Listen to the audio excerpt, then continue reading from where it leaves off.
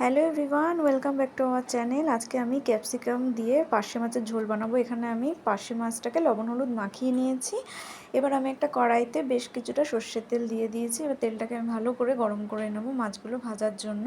তো এখানে তেলটা খুব ভালোভাবে গরম হয়ে গেছে। এখানে আমি পার্শে মাছগুলো দিয়ে দেবো।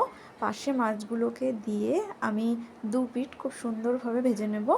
একটু লাল লাল করেই ভেজে নেব, খুব কড়া করে ভাজবো না, সামান্য একটু লাল করে ভেজে নেব আমি।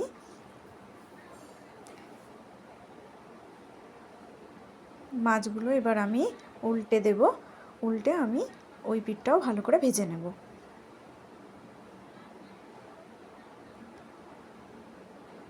তো মাছগুলো আমি সুন্দরভাবে উল্টে দিয়েছি। এবার মাছগুলো আমাদের ভাজা হয়ে গেছে। আমি তুলে নেব মাছগুলোকে একটা প্লেটে।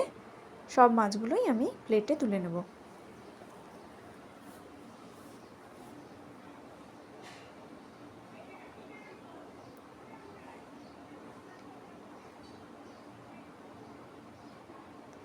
তো সব মাছগুলো তুলে নেওয়ার পর ওই একই তেলের মধ্যে আমি বাকি মাছগুলো ভেজে নেব। আর পার্শে মাছগুলো এর মধ্যে দিয়ে দিলাম। এগুলোকে আমি একই রকমভাবে ভেজে নেব।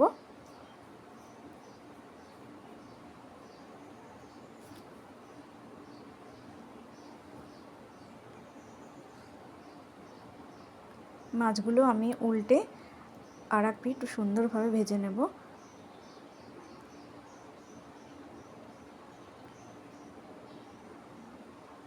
মাছগুলো আমার ভাজা কমপ্লিট। এবার আমি এগুলোকে ওই প্লেটে তুলে নেব।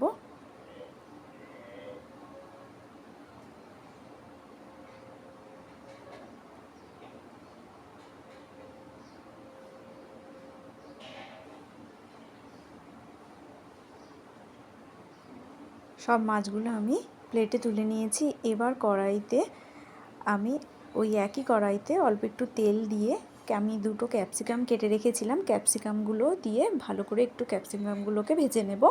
ক্যাপসিকাম খুব বেশি ভাজতে হয় না, তো আমি অল্প এখানে লবণ আর হলুদ দিয়ে ক্যাপসিকামগুলোকে হালকা একটু ভেজে নেব।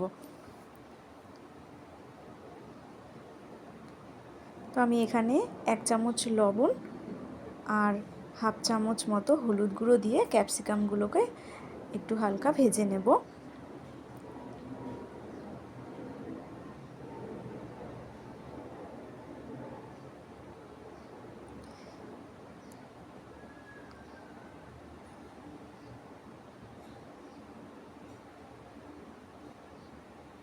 ক্যাপসিকামগুলো আমার ভাজা হয়ে গেছে। এবার আমি এগুলোকেও একটা প্লেটের মধ্যে তুলে নেব।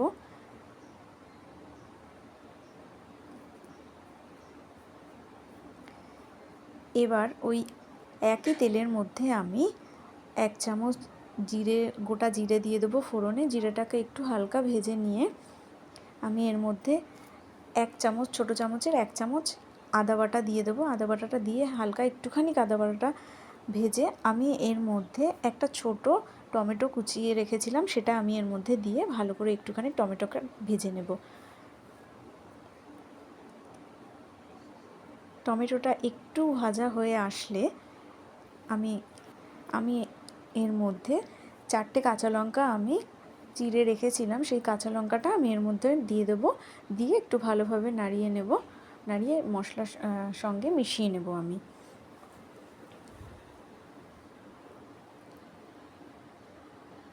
এবার কাঁচা লঙ্কা টমেটোটা একটু ভাজা হয়ে আসলে আমি এর মধ্যে 1 চামচ লবণ, 1 চামচ হলুদ, 1 চামচ জিরের গুঁড়ো, ছোটো চামচের 1 চামচ করে আমি এখানে ব্যবহার করেছি, আর 1 চামচ ধনের গুঁড়ো দিয়ে দেব, আর শুকনো লঙ্কার গুঁড়ো 1 চামচ দিয়ে আমি মশলাগুলোকে ভালোভাবে একটু নেড়ে মিশিয়ে নেব।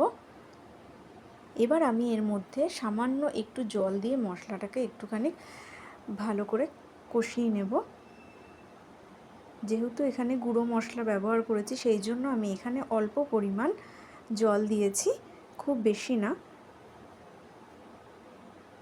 মশলাটা হালকা একটুখানি কষে আসলে আমি আবারও একটু ভালো করে নাড়িয়ে চাড়িয়ে নেব।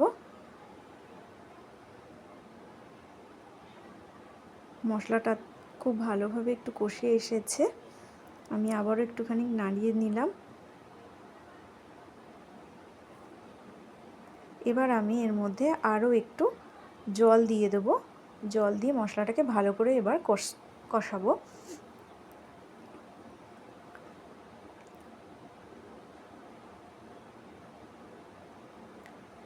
মশলাটা আবার একটু নাড়িয়ে নিলাম যাতে কড়াইয়ের নিচে না লেগে যায়। তো মশলাটার থেকে তেল ছাড়তে শুরু করেছে। এইবার আমি এর মধ্যে ভেজে রাখা ক্যাপসিকামগুলোকে দিয়ে দেবো। ক্যাপসিকামগুলোকে দিয়েও আমি এটাকে ভালো করে নাড়িয়ে চাড়িয়ে ক্যাপসিকাম আর মশলাটাকেও আবার একটুখানি কষিয়ে নেব আমি। এবার এটাকে একটুখানি কষতে দেবো।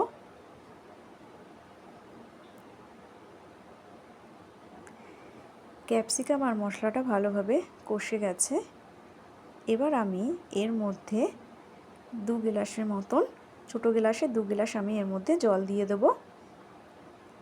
জলটা দিয়ে আমি ভালো করে একটুখানি নাড়িয়ে নেব যাতে মশলাগুলো ভালোভাবে জলের সাথে মিশে যায়। এবার আমি একটা ঢাকনা দিয়ে ঢেকে দেব যাতে ঝোলটা তাড়াতাড়ি ফুটে ওঠে। ঝোলটা খুব সুন্দরভাবে ফুটে উঠেছে। এবার আমি একটুখানি এটাকে নাড়িয়ে দেব। এবার আমি এই ফুটন্ত ঝোলের মধ্যে পার্শে মাছগুলোকে দিয়ে দেব। পার্শে মাছগুলোকে দিয়ে আমি একটু হালকা হাতে এটাকে নেড়ে নেব যাতে মাছগুলো ভেঙে না যায়। তো ঝোলটা ভালোভাবে ফুটে উঠেছে। এবার আমি এর মধ্যে নামানোর আগে ধনেপাতা কুচিয়ে রেখেছিলাম, সেই ধনেপাতাটাও এর মধ্যে আমি দিয়ে দিলাম। দিয়ে আমি এটাকেও হালকা একটু হাতে নাড়িয়ে নিলাম।